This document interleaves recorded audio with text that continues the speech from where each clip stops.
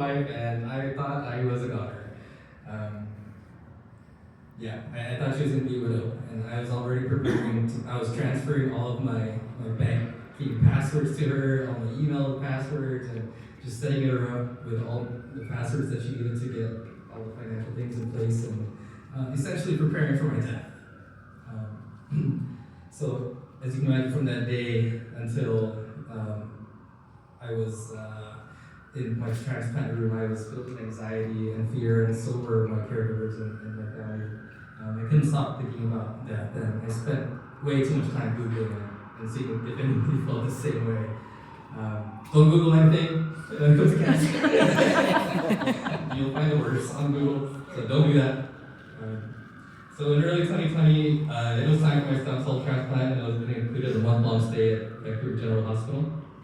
And just as I was admitted, there was something called COVID that was making the headlines.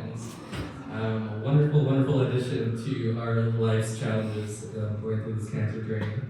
And I mentioned this to Georgia and the team here that the room that I stayed in was a waterfront view overlooking Falls Creek on the 11th floor of VGH. But that is a view I wouldn't want to wish on my enemies, because if you're there in that particular room, you probably have such a serious condition that there's a possibility you might not make it. And anyways, if you go to Reddit, you'll see that many cancer patients and survivors post about that room and say that's quite the room you do not want to see as beautiful as it is. I had that room, unfortunately. Anyway, here I am. I went through the transplant. Fast forward to April of 2020, I was considered cancer-free. So it's been about, thank you.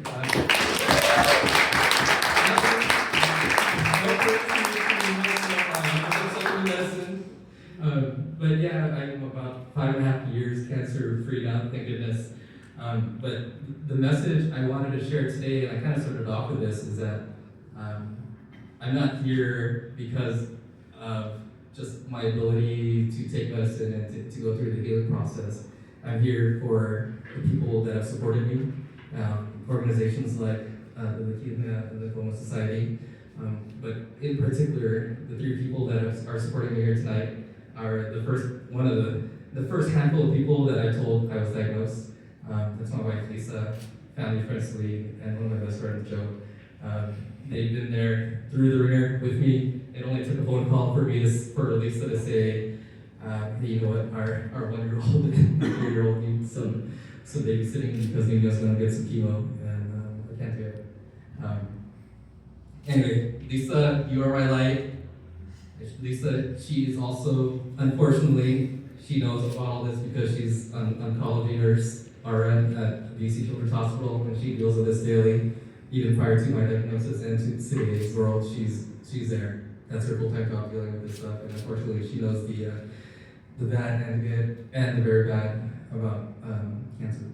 But anyways, Lisa, she ran our household. She orchestrated baby care. She took care of her dog, who unfortunately had cancer, also at the time, and passed away. Indescribable. She's all I can say. And as I kind of give thanks to her and my friends here, and the others in this room, whether you're a caregiver, you're a nurse, you're fundraising, your LLS staff, or someone who shared a story from a cancer survivor, thank you a million times for your contribution. I don't know, I'm speechless, but just thank you for your contribution to this area in our lives, and it's very much appreciated. As much as you may not see it, and it doesn't make headlines, but your contributions are very much appreciated by our community. Today, I am probably stronger than I have ever been. I'm running more and more. I probably run 20K a week nowadays, and I lift weights.